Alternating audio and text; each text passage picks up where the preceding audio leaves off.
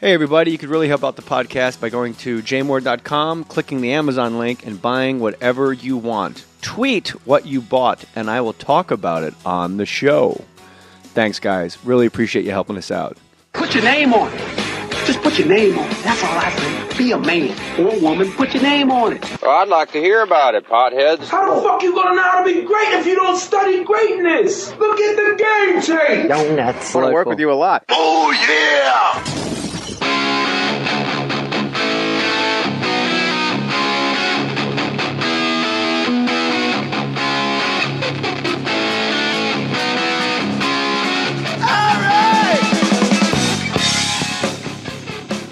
All right, the Hey. little general is here. Hey. Robert E. Lee. Oh my God, I can't believe I'm here.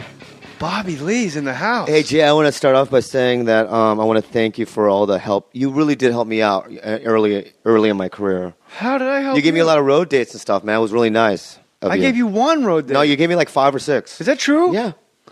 Well, you listen to this podcast, and people sit here and say really nice things about me. Yeah. No, I just, I know it was Out never on able the, to thank you, really, Thanks, brother. Really nice guy. There's a particular date we did that I'll never forget. It's one of my favorite stories.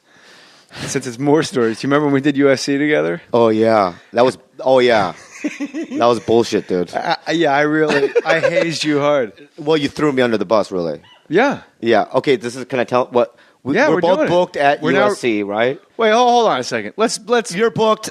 And you're booked as I'm the opener. Yeah. I'm the opener. Bobby makes it like, we're co-headlining. All right, Loverboy and Howie Mandel are co-headlining Chautauqua Casino in Seattle. No, yeah, I was opening for you. I mean, all right, is what I meant to say. I chose you. You chose me to do it. Yeah, they didn't contact me and go, "Would you like to do a show with Jay Mohr?" Jay Mohr called me and said, "Would you open for me? I'm doing you a favor." Will you scooch forward? You're making me nervous that those headphones are going to fly off your head. There you go. So, it was daylight, right? I think the show started at what, 6?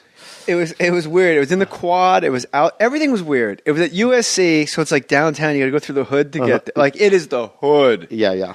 And it's bright. It's like as bright as like if you were sunning yourself bright at 8 o'clock at night. Yeah, and people are out like barbecuing and walking around.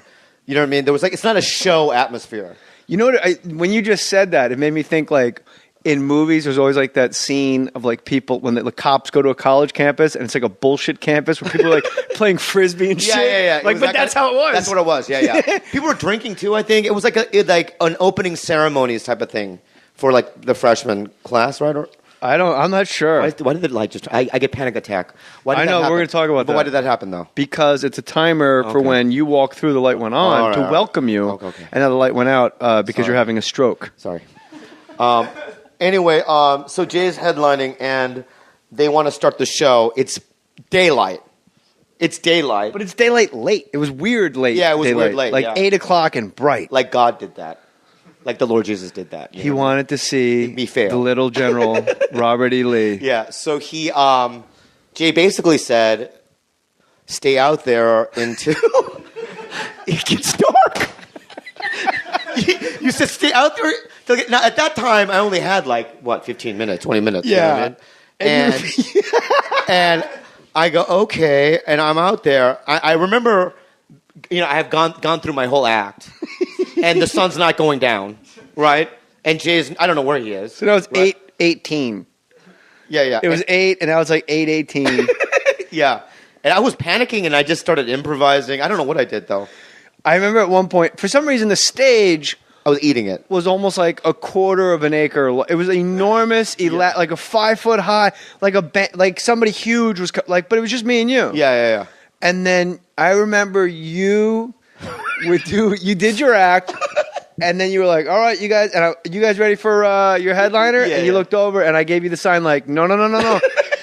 And you went, "All right," and you were game. Yeah. And you were like, "Yeah." So, I mean, like, I don't know what you said, but you were doing crowd work and you were doing okay. But it wasn't like, no matter who was there, only like a Louis Anderson, like a guy that just talks nicely, could have actually like pulled off that spot. Like, hey, I remember college. Yeah. Like if no one responds, he can just go, yeah. So that's kind of weird, you know. You know what the funny thing is that I did that gig 5 years later. Jesus. Where I had to close. Who opened? Ant. Oh, who farted? Yeah, gay aunt. No, we were co-headlining, and I said, you can go first, but how long are you going to do? He goes, I'm only going to do like 30 minutes. I go, fine. Well, that's perfect. He did like an hour and a half. Your non-gay voice was gayer than your impression of him. You went, fine. I don't care. He did like an hour. You're like, I'm only going to do 30 minutes. Fine. That was freaking great. So dude. what you're saying, my natural voice is gay too. Pretty gay. Just that, like, Oh my God, whatever. I sound gay, right? No, it was, no. Oh. It was your patriarchal, like, fine, like, whatever keeps this moving. Like, Yeah. I don't want to hear about it. I have to drive all the way. Yeah. Just everyone get along. Fine. It's just neighbors walking by, Bobby. okay. You really are a squirrely No, I just get fucking antsy. prick. I get antsy. I get paranoid and stuff. So what happened was Yeah. Bobby's on stage, and then he tries to come off twice, and both times I'm standing. People can see me. Yeah. I'm standing right on the edge of the stage. Also, the people want to see you. They want. They don't want to see a fat Asian guy, you know what I mean, who doesn't know what he's doing, sweating. Yeah, but I did. I know you did. I know you did, man. At one point, I remember you. I don't know what words were being said, Yeah. but you were laying on the stool, Oh, yeah. like yeah. making believe you were swimming. Oh, so, I think so, yeah. I don't even know. I'm going to try the swimming bit out. You know what I mean? But you didn't have a swimming bit. You're Oh, yeah. like, and you're like, maybe if I just move around a lot, Yeah. I'll garner more attention. Oh, And my at God, one point, this is what I remember from that gig, Yeah. was you looking over your shoulder at dusk on the stool going, are you fucking serious? To me. And I laughed so hard. I go, you're fine. And Yeah, then you yeah. brought me up. And And it I- was just as hard for me. Yeah. And they were all like sitting on the grass, but like without blankets. And Yeah. as I'm doing my act and telling stories, I'm going, they're going to get itchy. You know, but when I saw you, though, I thought, wow, there's a pro. Thanks. You know what I mean? I watched you because although it was like an unruly audience, you know, he's a pro. Right? At that time, I was so antsy. You know what I mean? Like I look like, you know what I mean, a beginner, and you were. There is a thing, and I said Louis Anderson earlier, but there is like a thing Louis Anderson said Why do you to me bring once. him up all the time? Yeah. Okay, Bobby Lee's he a singer? He's a singing guy. Is that him? I love Louis. What's not to love? I mean, But he told me no one can take that from you. Funny. Nobody can take it from you. Yeah. No matter how you say, no matter how shitty it is out there, Yeah. if you go up and do it and don't go, what the fuck's wrong with you people? Because that's a huge mistake that we all make as comics. Because sometimes you'll think it a whole show, and then when you say goodnight, they give you a standing ovation, and you're like, wow, I thought they sucked. Never got one, but Yes, you have. You're like, I thought they sucked, and turns out they were just like watching a show. Like, this is just how we are as a group. yeah. And Louis said that to me a long time ago. I think we were at the comedy store, and he goes, one time I did a show, and you know that band In Excess? The guy hung himself masturbating. Man. You want to play some cards while we're in here? No. And you seem to think that the audience that you're playing in front of knows all the previous audiences that you've ever performed. You know what I mean? No. You have this expectation that they're going to be like the last night's crowd, and they're just being themselves, right? So my ear Yeah. is like, I killed last night, and tonight I'm not getting as much laughs. yeah, I think So I that's think still. that they suck, but that doesn't mean that they suck. No, they're just suck. I'm letting you off the hook. Sometimes, Really? if you're out there listening, sometimes as an audience member, you absolutely suck. right. Sometimes we're up there breaking our balls, Sweating. and it's the exact. Bobby brings up a good point. It's the exact same shit we did at the 7:30 show. Yeah. Or more fun because we're ad-libbing and we're having fun. We're like a couple of our You're buddies. contradicting yourself, Jay. I'm saying sometimes the audience sucks. Oh, okay. How did I contradict myself? Because you said earlier that like you're on stage and they might be not laughing, you know what I mean, as hard.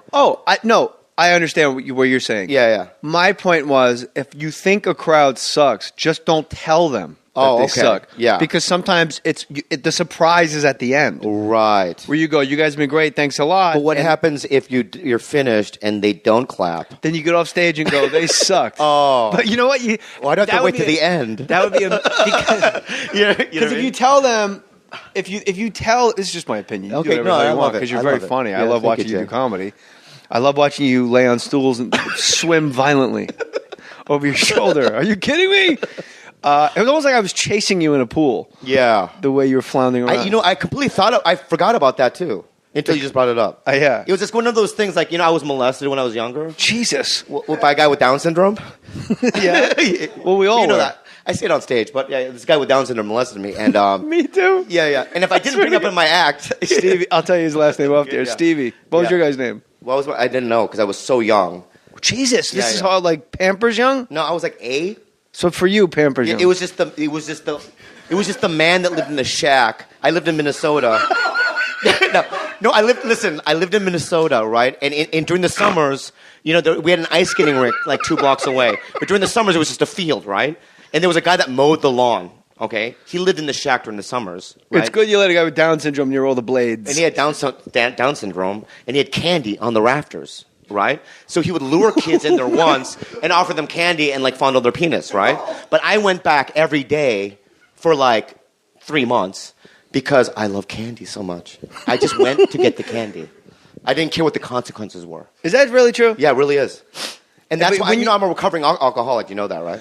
No, I know you had... I saw you, like, freak out on Opie and Anthony. There's a couple YouTube vids of you bugging out. Yeah. But, I had a huge... I wrote a whole book about panic disorder. Yeah. And you really still get it, right? I do get it, a little bit, yeah. There was a kid on my street, Stevie, and he lived in a home like for special people, and he would come home to visit on my dead-end street. His family of like 8 alcoholic people in one house. And when he came home, these guys, Todd Pfeiffer, Richard Jennings, like all the kids that I played with, Stevie had a whistle like, and when we heard that whistle, this is how spooky it was. We knew he was coming because he would pick us up by our balls. So I don't know if that was molesting. I don't know if that was molesting as much as like, it was. Well, I guess it was because he's touching our dicks. That is molesting. But it was more like he thought it was funny, and it like if I could pick you up by your balls, I totally would. You wouldn't though. That's funny. Well, I'm Asian because I'm small. It's like you'd have to have a big grip. Is Asian pubic hair straight? It's straight, because it's scared. Is it? Yeah.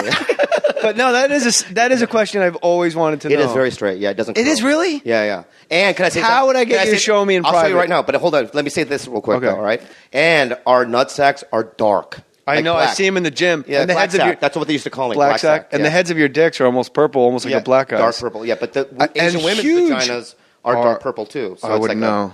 Okay. Oh, fucking! I don't do that shit. No, I know. That's disgusting. I know, man. I've seen Asian guys in the gym naked, and it's like an enormous like afro pubes and just that purple head sticking out. Get as close to the president of the company as.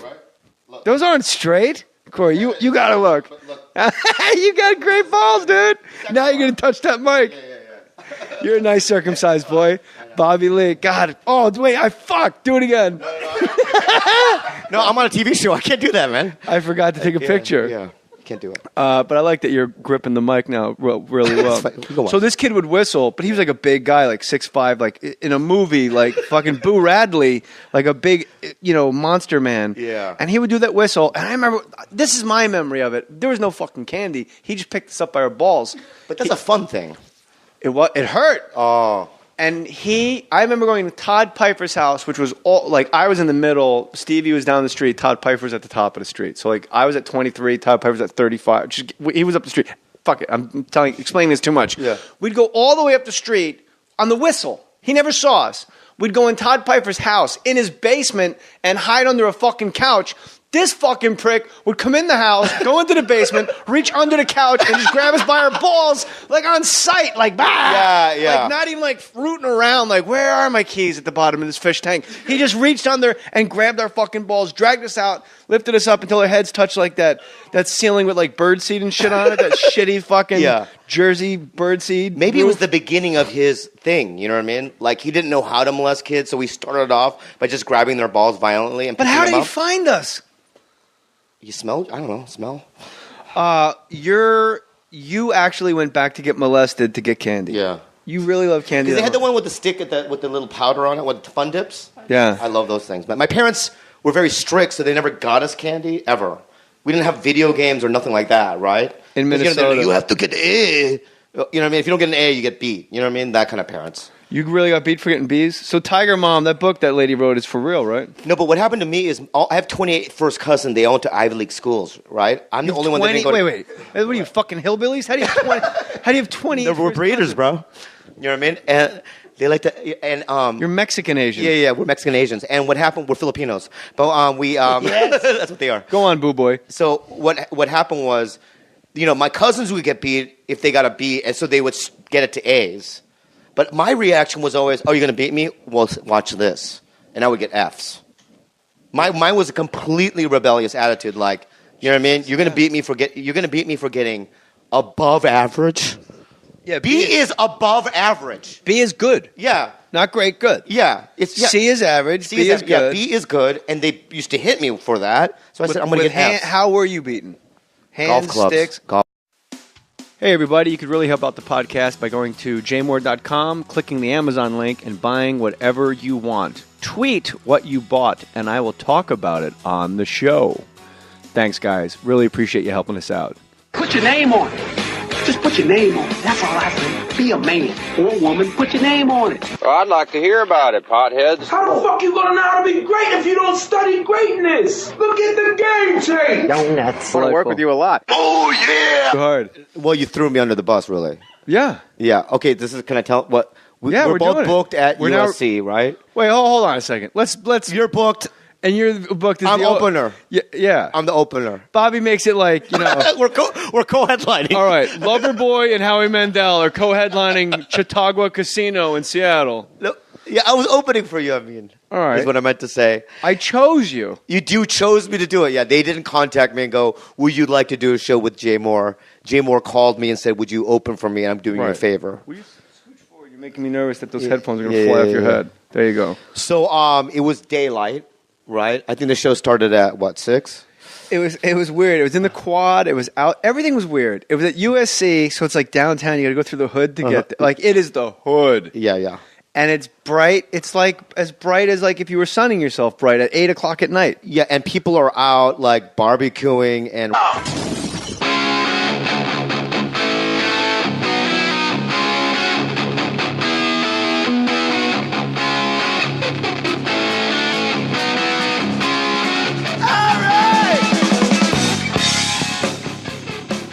All right. The Hey. little general is here. Hey. Robert E. Lee. Oh my God, I can't believe I'm here.